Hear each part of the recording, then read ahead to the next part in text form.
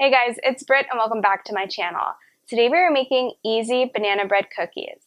This is pretty much a deconstructed banana bread recipe that is wonderful for breakfast, travel, dessert, any time of the day. We make this all the time when we're on the go or traveling, and there's so many different ways you can kind of switch up this recipe I'm going to talk about at the end. But this is such a wonderfully simple recipe. It freezes well. It stays soft for days. We just keep it in an air-sealed container, and 4 days later, they're still as soft as the first day, and it's just so simple to whip up. So I'm going to jump into the ingredients. Everything will be on our website, so if you're looking for a measurement or how long to cook them, make sure you check that out down in the description box below. You need 2 cups of oat flour, and that's just rolled oats that you pulse in a blender to make an oat flour. You can even find it sometimes in the bulk section if you want to skip that step, but I always have rolled oats on hand, so it's really, really easy to make a flour. So 2 cups of that. I have 1 teaspoon of cinnamon. I have 1 cup of mashed bananas. That's generally around 2 large bananas, and you also want to make sure they're spotty so that they're sweeter. Don't eat them when they're green. Wait till they get spotty. It's perfect. And then the extra that you have left over, if you don't eat, you can always freeze for like smoothies and ice cream and other things like that. But 1 cup of mashed bananas. I have 1/4 teaspoon of vanilla extract. I have 1 tablespoon of aquafaba, and that's just the liquid in the jar of chickpeas. Don't skip the step. I know that some people might be tempted to just leave it out. I do feel it makes it airier, it makes it softer, it adds something to this recipe, so it's kind of like the secret ingredient. So open up a can of no-salt added chickpeas, use the rest for maybe lunch. We're going to have a chickpea salad that I'm going to make for lunch today, so that's what this can is going to be used for. And then I get to use the tablespoon in this recipe. I have 1/2 cup of date paste, and I'll have a video how to watch that up above. And then I have 1.5 teaspoons of baking soda, and that's it. Super simple and easy, 7 ingredients. It's just wonderful. And then these only take 10 minutes to bake. So like fast. You probably have most of these things in your pantry, in your refrigerator, and different things like that. So why not make it, right?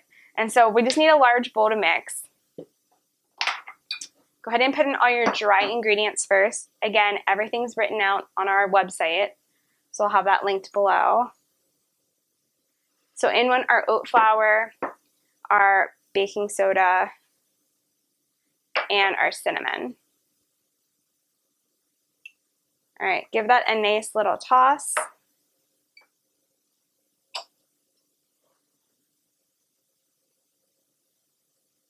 All right, that looks perfect.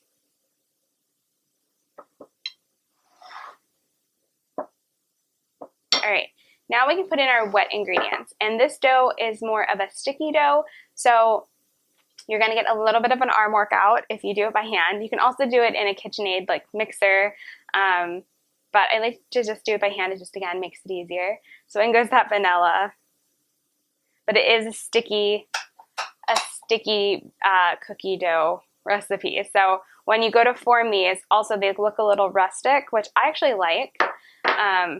But we'll talk about that in a minute. But you'll see when you start doing it, it's definitely a sticky dough recipe.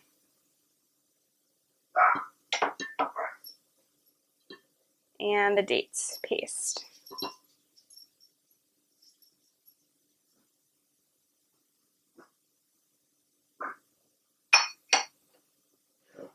And then you're really going to want to just mix everything until you can't see the flour anymore.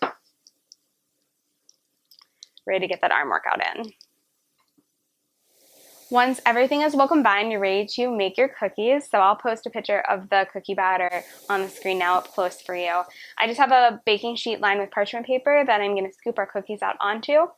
Before I start this, you could also fold in any optional ingredients that you like. You can do some dark chocolate, you can do any kind of dried fruit.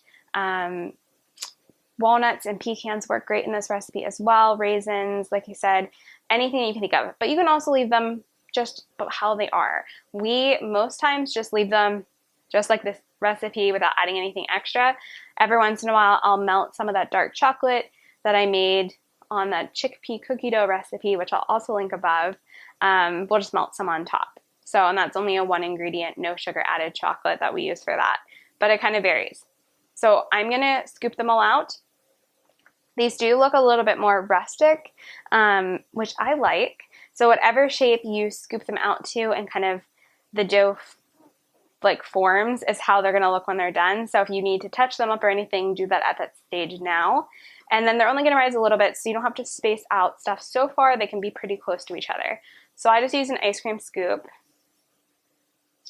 and just kind of gently move it around to the way I like it, and then it's done.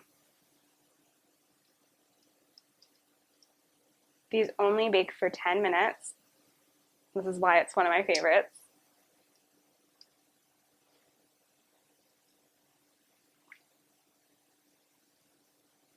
And I can still see chunks of banana in mine, which is perfect. Once you've scooped out all of your cookies, you can preheat your oven to 350 degrees. These are only going to take 10 minutes to bake, which is another reason why we love them.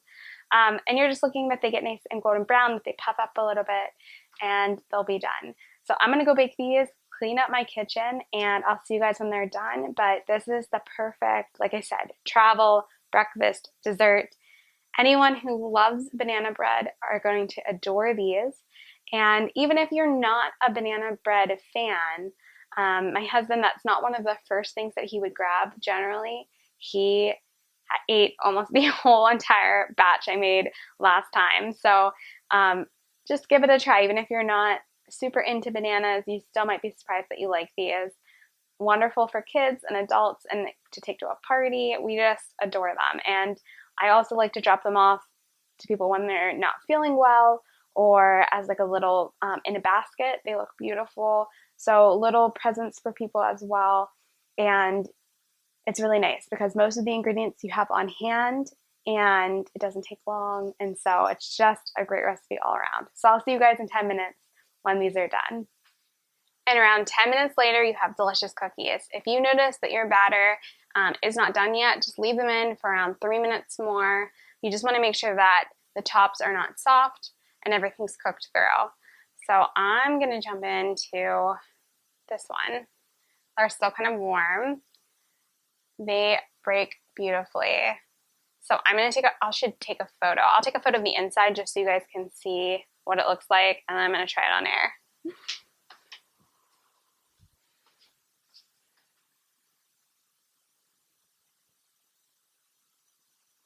All right, so you guys can see that it's all fit complete. Everything is nice and cooked through. You have chunks of banana, which is really nice. If you put any of those optional ingredients in there as well, you're gonna see that when you open them, but these are so yummy. It's just like banana bread. It's so good, oh my gosh. You guys have to try these. Again, all the measurements and how to do this recipe is on our website down in the description box below. Make sure you're subscribed. I make new whole food plant-based recipes all the time. Oil-free, hundreds of recipes on this page by now. I really love it. So I would love if you guys subscribe. It lets me keep doing this and building our community, lets me devote more time to this.